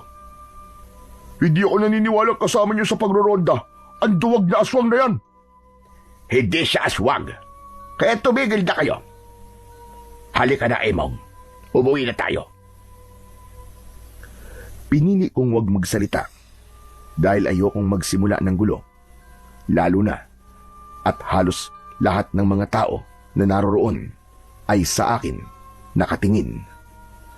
Pagkatapos akong maihatid ni Kapitan Tarok sa bahay, naghanda naman ako ng mga tulis na kawayan na ilalagay ko sa mga patibong na gagawin ko. Pagsapit ng gabi, nagtungo ako sa kakawayan. Pinasan ko ang mga pinatulis na kawayan at nagdukal ng lupa. Maingat kong ibinaon ang mga kawayan doon. Maya-maya pa ay dumating sina Rowan at Peter. May dala silang sulo. Lumapit sila sa akin at nagsimula na naman sa panggugulo. Nako, pambihira talaga. Hanggang dito ba naman ay nakakarating ka sa pagdudukal ng lupa? Talaga palang balak mo na kaming palitan sa trabaho, ano? Tumutulong lang ako sa inyo. Hindi ko kayo pinapalitan. Itigil mo na nga yan. Hindi kami naniniwalang tumutulong ka lang. Palabas mo lang to para hindi ka namin paghinalaan. Isipin nyo ang gusto nyong isipin. Basta ako, ginagawa ko lang kung ano ang tama. Ah, tama pala ha. Isa-isa nilang sinira ang ginawa kong patibong. Sinubukan ko silang pigilin, ngunit sinuntok nila ako sa muka. Hoy, Emong Luya! Ang mabuti pa umuwi ka na. Hindi ka namin kailangan dito. Siya nga naman. Nakakaistorbo ka lang dito eh. Tsaka, kung ginagawa mo ito para magpapansin kay Kapitan, pues wala siya rito. Kaya bumalik ka na sa inyo at matulog ka na lang. Umalingaw-ngaw ang tawanan ng dalawa habang tuloy lang sila sa pagsira sa mga ginawa kong patibong. O ano? Hindi ka ba talaga aalis ha? Gusto mo bang masaktan? Iniangat ni Peter ang kanyang kamao para sana suntukin ako. Ngunit mula sa akin likuran, biglang lumitaw si Mang Sado. Sinalo niya ang kamay ni Peter, sabay tulak. Wala na ba talaga kayong konsensya? Pagkatapos ng ginawang tulong sa inyo ni Emong, ito pa ang igaganti niyo sa kanya? Huwag kang makialam dito ha. Hindi ka pa ba nadadala sa ginawa namin sa inyo nakaraang araw ha? Teka, bakit ka ba nandito? Bakit hindi ka nalang maglako ng tuba at dalang kami rito? Para ano? Para basagin niyo ulit ang paninda ko kapag hindi ko kayo nabigyan ng alak? Sinira na ninyo ang paninda ko. Tsaka nandito ako para tumulong. Hindi kagaya nyo na wala nang ang silbi. Pasaway pa. Ano ka mo? Tol, tama na yan. Pabayaan na lamang natin magsama ang dalawang talunan at mga duwag na yan. Halika na. Umalis na tayo rito. Inumin na lang natin ang natitira kong tuba. Nang mawala sila sa aming paningin, ay tinulungan ako ni Mang Sado sa paglalagay ng mga patibong. Pati pala kayo, pinagtripan din ang dalawang yun. Tama ka. Hindi ko nga alam kung bakit eh. Ewan ko kung bakit tinahayaan ni Kapitan na magkaroon siya ng ganyang klaseng mga tanod. Mangyaring mabait po kasi masyado si Kapitan Tarok. Mabait? Sobrang bait pala niya sa paningin mo, ano? Bakit po, Mang Sado? Ha? Wala naman. May naalala lang kasi akong isang tao na merong malaking pagkakautang sa akin. O siya, paano? Tapos na ako maglagay ng patibong. Tara na, umuwi na tayo. Pagkatapos naming mailagay ang mga patibong, umuwi na rin kami kagad. Nang maghiwalay kami ni Mang Sado, ay hindi naman ako kagad dinalaw ng antok. Lumipas pa ang maraming araw, walang aswang na nagparamdam. Para bang alam na meron kaming inihandang patibong sa paligid. Ngunit isang gabi, nagkaroon ako ng hindi inaasahang bisita. Si Kapitan Tarok. Nagmamadali siyang pumasok sa loob ng bahay ko. Oh, Kapitan Tarok, ano po nangyayari? Bakit bigla po kayo napasugod dito sa bahay? Palala na ng palala ang mga nangyayari kina Rowan at Peter. Kailangan na natin kumilos. Kanina, buntik na nilang atakihin ang isang batang babae. Mabuti na lang at nakita ko sila at naigapos ko agad. Ang masaklap pa sa nangyayari, hindi nila natatandaan ang ginagawa nila. Sa tingin ko, may barang aswang sila. Ano ho? Barang aswang? Ano pong ibig niyong sabihin? Mambabarang ang may gawa doon sa kanila. Malakas ang kutob ko na nagsimula ang lahat dahil sa tuba na binili nila doon kay Sado. Teka. Sinasabi niyo po bang si Mang Sado po ang pinuno ng mga aswang? Hindi pa ako sigurado. Pero sa tingin ko, ang tuba na nainom nila ay isa sa pangunahing sangkap para mahawa sila ng aswang. Kailangan kong bumili ng tuba kay Sado para malaman ko kung totoo ang mga hinala ko. Teka, ano po ba ang binabalak niyo? Gamitin mo ang tridente. Sugatan mo sila sa kanilang braso at ang dugo ay ipatakbo sa tuba. Saka natin ipapainom sa kanila. Sa ganung paraan, matatanggal natin ang barang aswang sa dalawa. Teka, naalala ko po na meron po kayong biniling tuba para sa akin. Itinago ko ho. Sige, akin na. Mabuti naman at hindi mo pa ininom. Mabilis akong nagtungo sa aking aparador at kinuha ang isang bote ng tuba. Ito po, Kapitan Tarok. Magaling.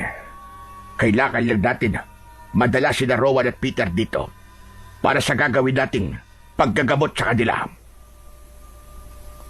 Tumango ako bilang tugon. Ngunit bigla naming narinig ang malakas na angil mula sa labas ng bahay ko. Nagkatinginan kami ni Kapitan Tarok at kanya-kanyang silip sa siwang ng bintana. Hindi na tayo mahihirapan sa pagdadala natin dito kina Rowan at Peter dahil narito na sila. Sa tingin ko, nararamdaman nila ang sandata mo, pati na ang amoy ng tuba.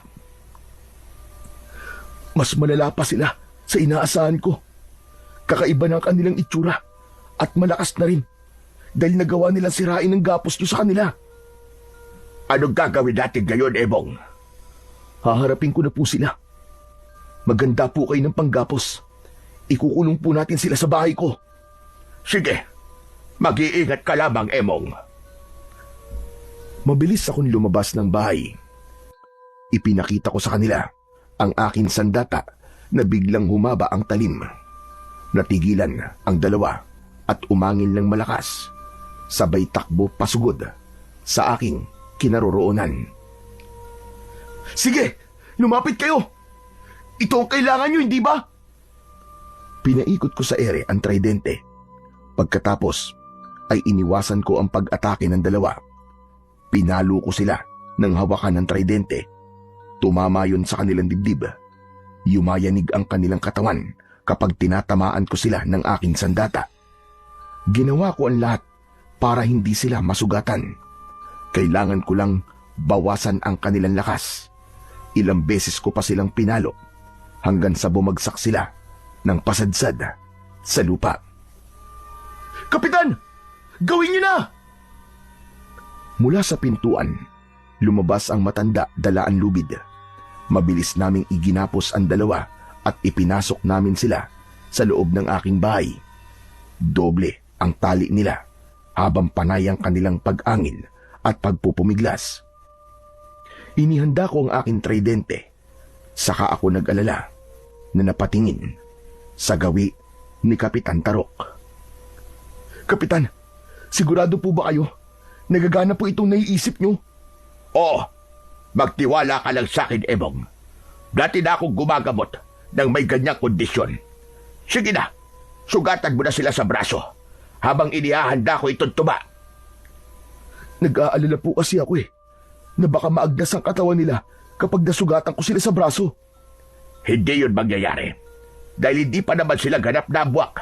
Isa pa, nasa batok ang kanilang kahinaan. Kaya sige na, alam ko kung anong ginagawa ko. Wala na akong nagawa, kundi ang sundin ang utos ni Kapitan Tarok. Una kong sinugatan sa braso si Rowan. Kitang-kita ko ang pagpatak ng kanyang dugo sa baso na may lamang tuba. Ganon din ang ginawa ko kay Peter. Kanya-kanya silang pagpupumiglas at pag-angil dahil sa sakit. Pilit nila kaming sinusunggaban ni Kapitan Tarok. Heto ang baso. Ipainom mo kay Rowan. Ako naman na magpapainom ng tuba kay Peter.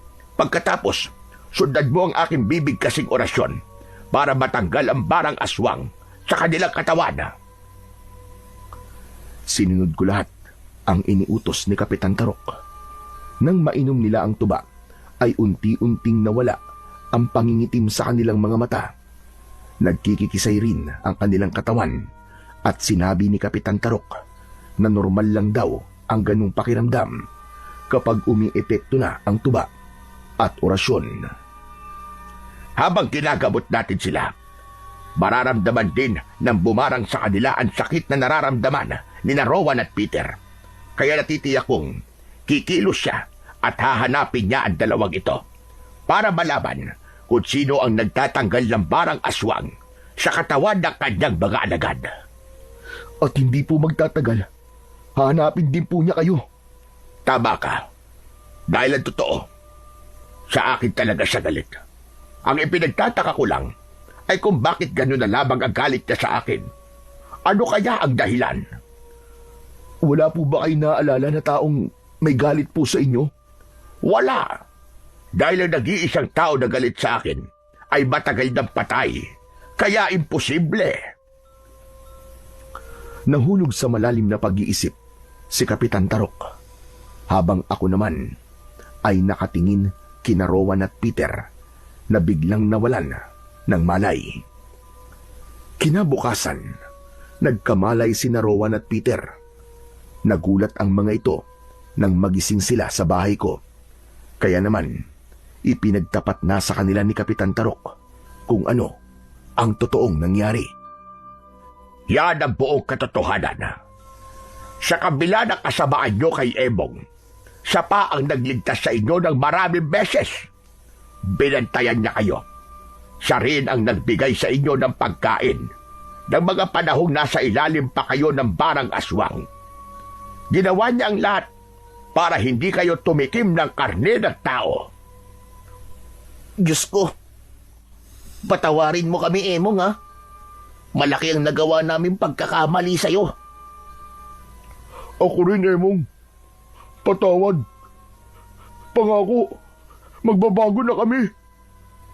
Mas pinili pa rin namin ni Kapitan Tarok na huwag ipaalam sa kanila ang tungkol sa isa ko pang pagkatao at ang tungkol sa akin sandata para na rin sa kaligtasan ko.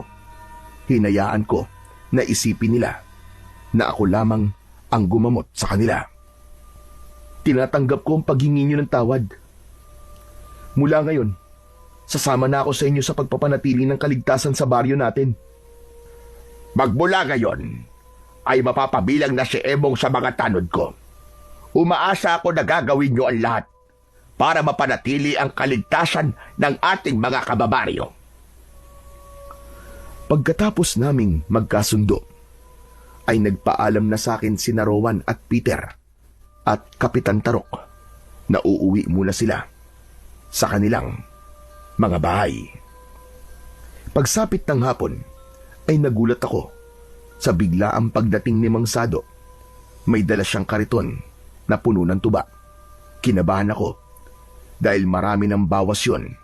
Nangangahulugan na marami na rin ang binigyan nito ng tuba.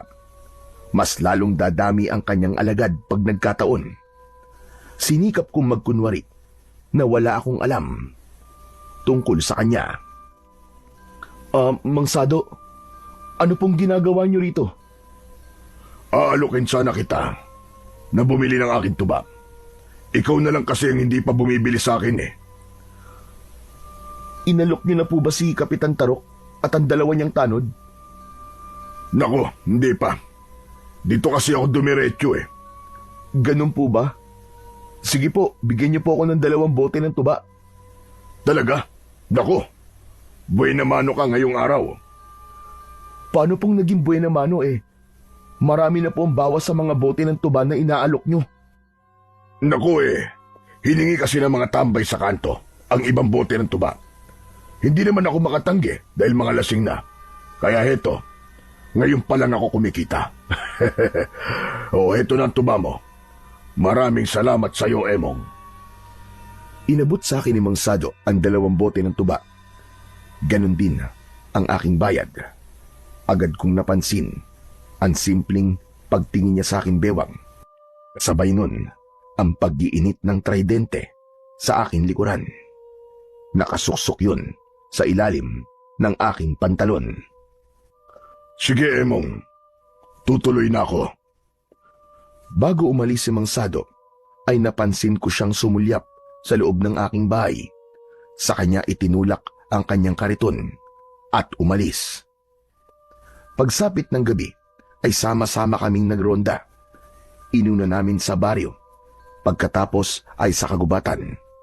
Pero pagkalipas ng 1 oras naming paglalakad, bigla kaming sinalakay ng mga abwak. Lumitaw sila mula sa ilalim ng lupa at nakaharang sa aming daan. Umangil sila ng malakas at sabay-sabay na umatake pasugod sa aming kinaroroonan. Inilabas ko ang aking tridente at iniikot yon sa ere. Kasabay ng paghaba ng talim nito ay mabilis akong tumakbo. Sinalubong ko ang kanilang pag-atake. Kitang-kita ng mga kasama ko kung paano kong pinatay ang mga aswang. Magaling ang ginawa mo, Emong! Hanep! Ang galing mo, Emong! Rowan! Sa likod mo! Sabay-sabay kaming napatingin sa likuran ni Rowan. Maaga pa akong kumilos. Mataas akong tumalon. Pagbagsak ko, diretso ang pagtara ko ng talim sa batok ng abwak. Bumagsak ito sa lupa. Kasunod ng biglang pag-agdas ng katawan nito. Lumiwanag ang aking paningin na tanging ako lang at ang mga aswang ang nakakakita. Maya-maya pa, may dumating na isa pang aswang. Umakyat ako sa puno na parabang kasimbilis ako ng musang. Pagdating ko sa dulo, tumalon ako habang nakatutok ang talim sa batok ng abwak. Sa isang iglap, napatay ko ang aswang. Nang makabawi ako ng lakas at lumapit sa aking mga kasama, ay hindi kagad sila nakapagsalita. Natulala sina Rowan at Peter, habang si Kapitan Tarok naman ay bakas sa muka ang tuwa. Ikaw ba talaga yan, ha, Emong? Paano naging mahusay ka sa pakikipaglaban? Pambihira! Kung pinatulan mo pala kami noong mga panahon na ginugulo ka namin. Hey, Chuck, na may paglalagyan pala kami sa'yo. Pero hindi ako ganong klase ng tao, Rowan. Kaya hinayaan ko lamang kayo. Ang totoo dyan, isang manunugis ng aswang si Emong. Hindi ko na sana ipagtatapat sa inyo ang tungkol sa tunay niyang pagkatao. Kaya lang, nasaksiyan nyo na kung gaano siya kahusay sa pakikipaglaban. Sinasabi niyo po bang si Emong, ang lalaking nakasombrero na nagligtas sa amin nang minsan kaming sinalakay ng mga aswang? Tama ka, Rowan. Siya nga ang nagligtas sa inyo. At ang sugat niya sa braso nang minsan pagbintakan niyo siya na isa siyang aswang ay nakuha niya sa kalmot ng abwak. Kaya lang naman nagmukhang sugat yon na galing sa itak dahil kinailangan niyang sugatan ulit ang kanyang sugat para pasuin at patayin ang kamandag ng abwak. Diyos ko, ang laki pala talaga na naging kasalanan namin sa'yo, Emong. Patawarin mo kami. Hindi namin alam ang naging sakripisyo mo para sa amin. Wala na sa akin yun. Ang mahalaga, ligtas kayo. Hayaan mo, Emong. Balang araw, makakaganti rin kami sa'yo ng utang na loob. Pero sa ngayon, tutulungan ka namin na walang makakalam sa totoo mong pagkatao para na rin sa kaligtasan mo. Ay, nako. Hindi ko alam na darating ang sandali na magkakasundo rin kayong tatlo. Hala, sige na, dating gawin. Umalis na tayo. Mabilis naming nilisan ang lugar na yon at dumiretso sa aking bahay. Magmula nang umanib ako sa kanila sa pagroronda, ang bahay ko na ang ginawang pulungan ni Kapitan Tarok. Kinabukasan, kasalukuyang kaming naghahanda sa gagawin naming patibong para sa mga aswang. Ipinagtapat din namin kina Rowan at Peter. Nakilala na namin ang pinuno ng mga aswang. Hayop siya. Demonyo siya. Humanda talaga sa amin ang mangsado na yan.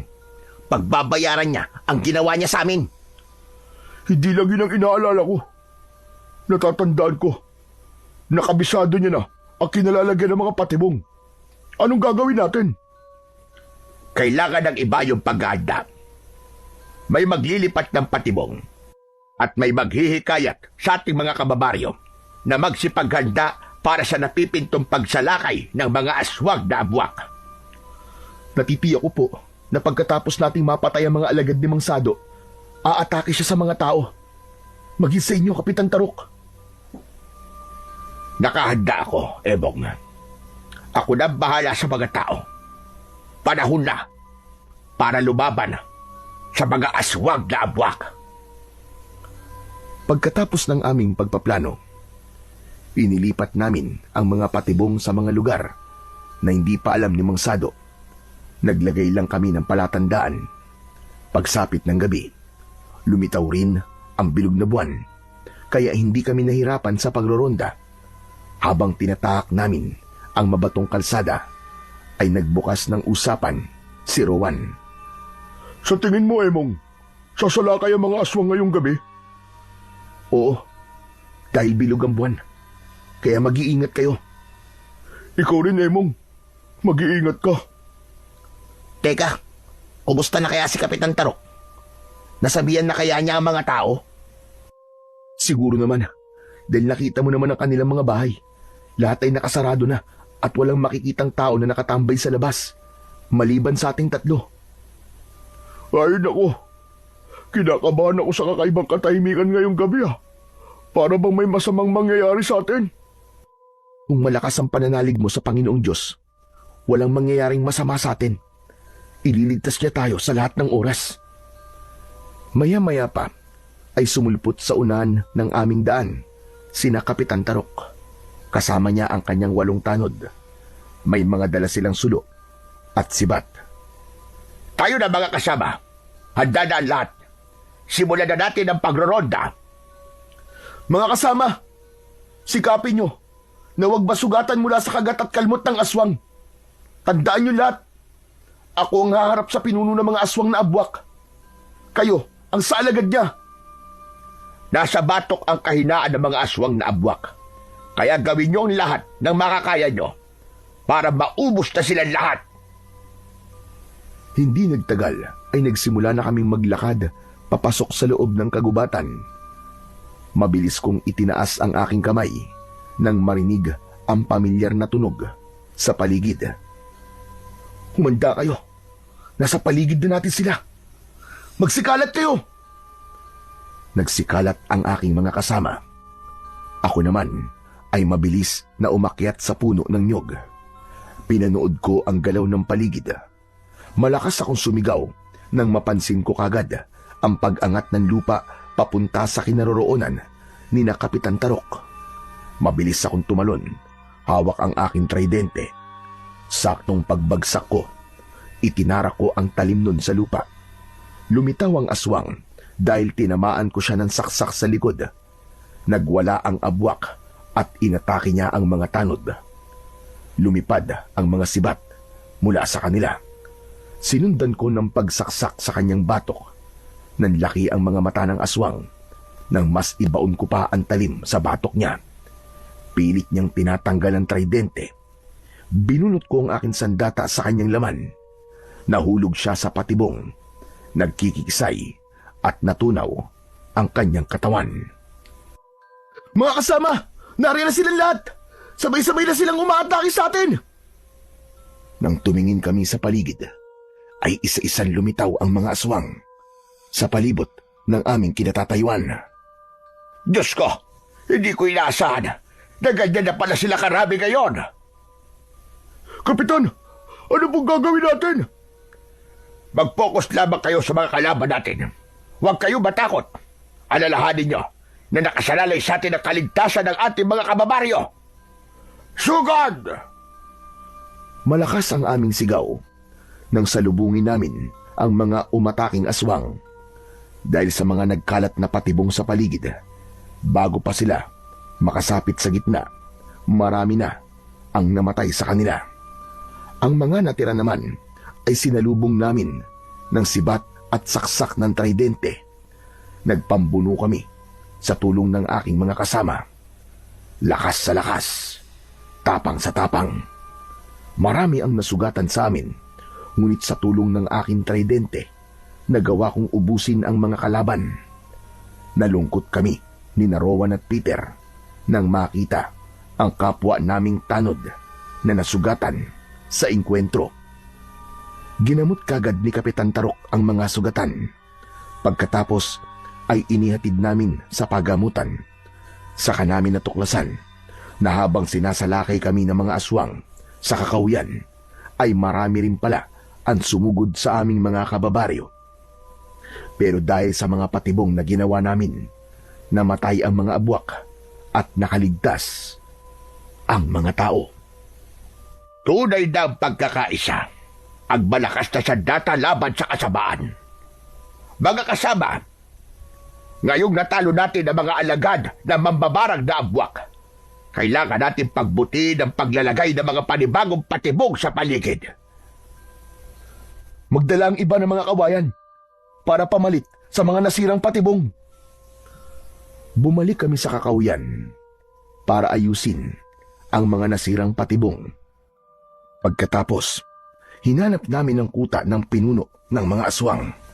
Ngunit isang pamilyar na tao ang nakita naming nakaharang sa unahan ng aming daan. Yun ay walang iba kundi si Mang Sado. Galit na galit siya habang nakatingin sa aking hawak na tridente. Sinasabi ko na nga ba't, hawak mo ang tridente. Kaya malakas ang loob din yung kalabanin ako. Bakit mo ba ito ginagawa, Hasado? Napakasama mo. Marami ka ng pinatay. Ako pala ang masama ngayon. Sino bang masama talaga sa atin? Ha, Itay? Nagulat kami sa sinabing yun ni Mansado at sabay-sabay na napatingin sa muka ni Kapitan Tarok. Kapitan, anak niyo po si Mansado? Wala akong anak, Emong. Hindi ko alam kung bakit sinasabi niya ang bagay na yan. Talaga palang napakasama mo, tanda. Sagad na sa buto ang kasamaan mo. Wala akong alam sa mga pinagsasasabi mo. Huwag kang gumawa ng dahilan para mailigtas ka sa panggugulo mo sa aming baryo. Si Margarita. Ano? Hindi mo pa rin ba siya kilala? Ha? Teka, paano mo nakilala ang aking asawa? Pambihirang katangahan naman yan, oo. Nagpakamatay ang aking ina dahil sa pag-iwan mo sa kanya. Hindi mo ba alam na pagkatapos niya akong ipanganak, nagpakamatay siya? Pinalaki ako ni Lolo sa sama ng loob at isinaksak niya sa aking isip na dapat kitang pagigantihan dahil pinatay mo ang aking ina. Magbabayad ka sa lahat ng kalupitang sinapit ng aking ina mula sa lalaking kagaya mo. Huwag mong gamitin ang pangalan ni Margarita sa kahayupan mo. Bakit hindi mo ko titigan? Sino ang nakikita mo? Hindi. Hindi totoo sinasabi mo. Totoo, tanda. Narito ko para patayin ka. Para patayin ang mga lalaking takot sa responsibilidad sa kanilang anak. Wala kayong kasing sama. Masaol pa kayo sa halimaw. Kaya naman, ginamit ko ang recipe mo sa paggawa ng tuba para gumawa ng maraming aswang. Para iutos na patayin kayong lahat. Patawarin mo ko. Patawarin mo ko, anak. Hindi ko alam.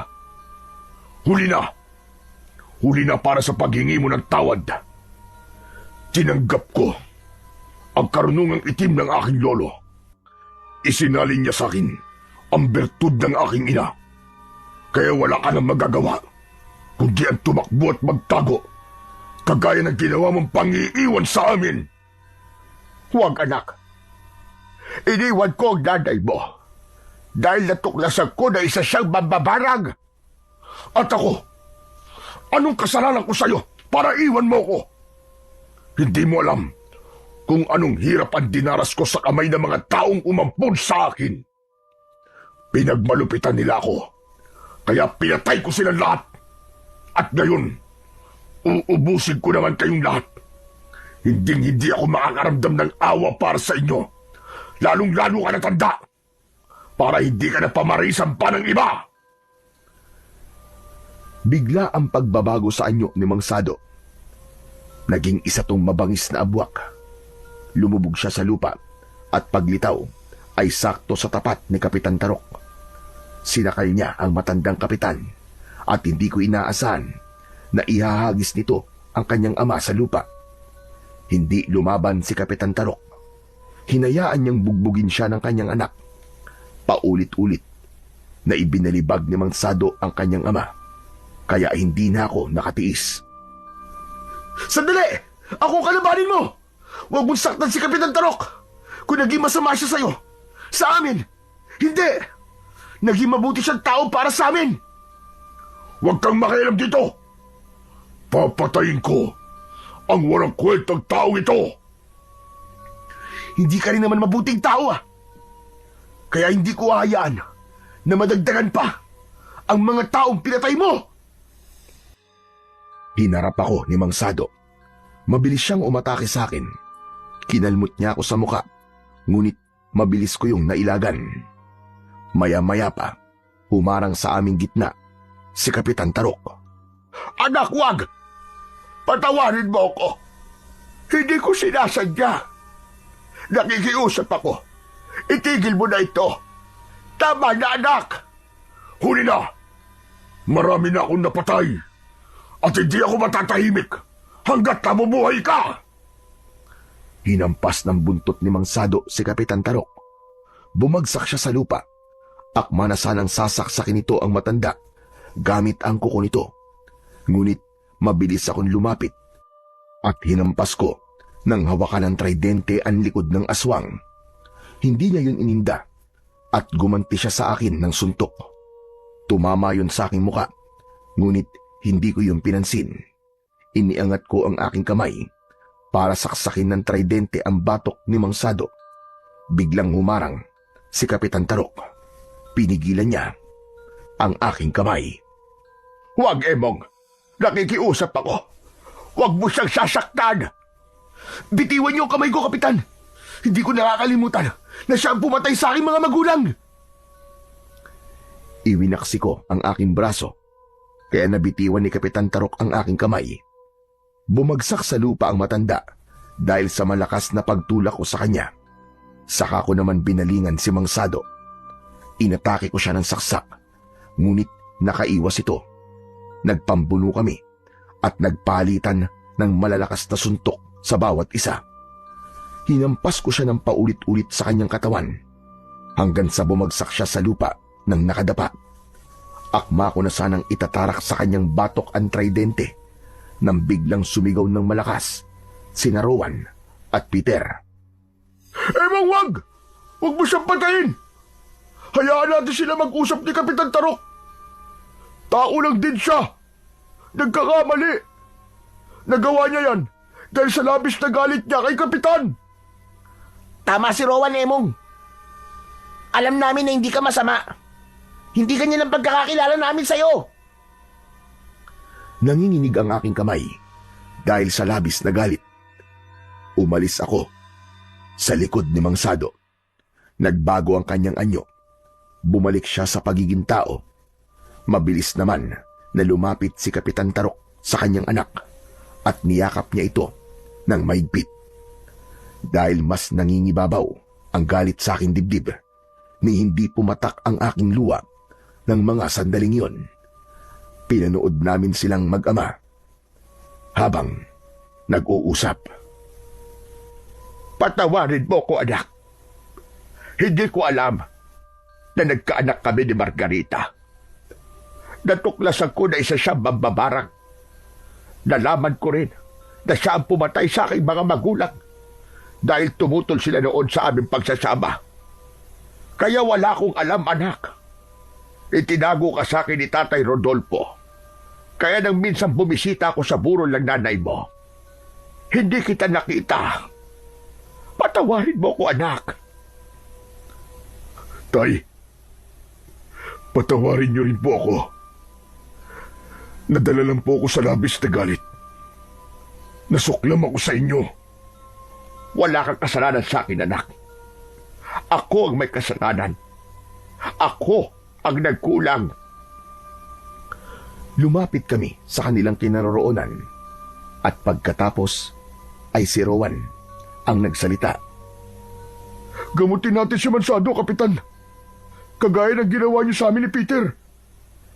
Magsasalita pa sana ako nang biglang lumitaw ang dalawang abwak. Ang isa ay nahulog sa patibong at ang isa naman ay akmasa ng aatake kay Kapitan Tarok. Tumayo si Mansado. Itinulak niya si Kapitan Tarok para iligtas at siya ang tinamaan ng kalmot ng aswang. Muling bumalik sa pagiging aswang si Mansado at nagpambuno sila ng kanyang alagad. Ako naman ay umakyat sa puno. Pagdating sa tuktok, tumalon ako. Pinuntirya ko ang batok ng kalaban ni Mansado. Bumaon ang talim ng aking tridente sa kalaban at nagkikikisay itong nahulog sa hukay na puno ng tinulisang kawayan. Mahuhulog din sana si Mansado pero mabilis ko siyang hinawakan sa kamay at inilayo sa hukay. Natigilan silang lahat sa aking ginawa. Maya-maya pa, nagbalik sa pagiging tao si Mansado. Salamat. Salamat, Emong. Maraming salamat. Huwag po kayong magpasalamat sa akin, Kapitan. Ginawa ko lang po kung anong nararapat. Ang bigyan ng pangalawang pagkakataon si Mansado para maitama niya ang kanyang pagkakamali. Maraming salamat sa iyo, Emong. Patawarin mo ko sa aking mga nagawa. Kung ang Diyos nga nagpapatawad, ako pa kaya na tao lang. Pero Mansado, sana itigil niyo na to. Sana ito na ang huli. Magbago na kayo at talikuran ang masama ninyong gawain. Oo, nangangako ako, Emong. Habang buhay kong ihihingi ng tawad sa itaas ang aking mga nagawang kasalanan. Itinaas ko ang aking hawak na tridente bilang tugon ko sa kanya na tama na ang paghingi niya ng tawad. Muling bumalik sa dating sukat ang aking sandata at itinago ko na yon sa aking bewang. Isinama namin si Mansado sa aking bahay at sinimulan ang panggagamot sa kanya. Subalit nabigo kaming pagalingin siya dahil matagal na siyang naging aswang. Pero hindi naman yun naging hadlang sa pagbabago ni Mansado. Simula noon, biglang nawala ang mag-ama. Walang nakakaalam kung saan sila nagpunta. Hanggang sa lumipas ang 40 taon, ay wala na akong naging balita tungkol sa kanila. Sa kasalukuyan, ako na ang kapitan sa baryo ng Kalumpit. Palagi kong dala ang aking tridente. Sina Peter at Rowan naman ay naging mga pulis. Paminsan-minsan, bumibisita sila sa akin para magtanong kung may balita na ba ako kina Mansado at Kapitan Tarok. Ngunit sinabi ko sa kanila na marahil sa mga panahon na ito ay namumuhay na sila ng tahimik at masaya. Ngunit umaasa pa rin ako na maririnig nila ang kwento kong ito bilang pagpapahalaga sa kanilang mga alaala, lalo na kay Kapitan Tarok na hindi ako pinabayaan. Sana ay matagpuan nila ang tunay na kapatawaran sa bawat isa. Lubos na nagpapasalamat, Emong. Ang inyong kwento na napakinggan ay sumasalamin sa buhay ng maraming tao, lalo na sa pagyakap sa kasamaan para lamang makapagiganti sa taong nakagawa sa iyo ng kasalanan. Mabuting alamin muna ang dahilan bago humusga ng tao. Dahil kung magpapadalos-dalos ka ng desisyon, baka maraming buhay ang mapahamak at ikaw naman ang makagawa ng kasalanan. Ang pagpapakita ng kalabisan sa kapwa ay maituturing na kasamaan at ang pagiging mahinahon at mapagkumbaba ay palaging itinataas ng Diyos na may kapal. Piliin nating maging mabuting nilalang at tanggalin ang galit sa ating dibdib. Matutong magpatawad at bigyan ng pangalawang pagkakataon ang mga nagkakasala. Dahil baka yun din ang maging dahilan upang mas mahalin pa natin ang ating sarili. Laging tatandaan, ang may mabuting hangarin sa kapwa ay palaging pinagpapala ng Diyos. Ngayon at magpakailanman.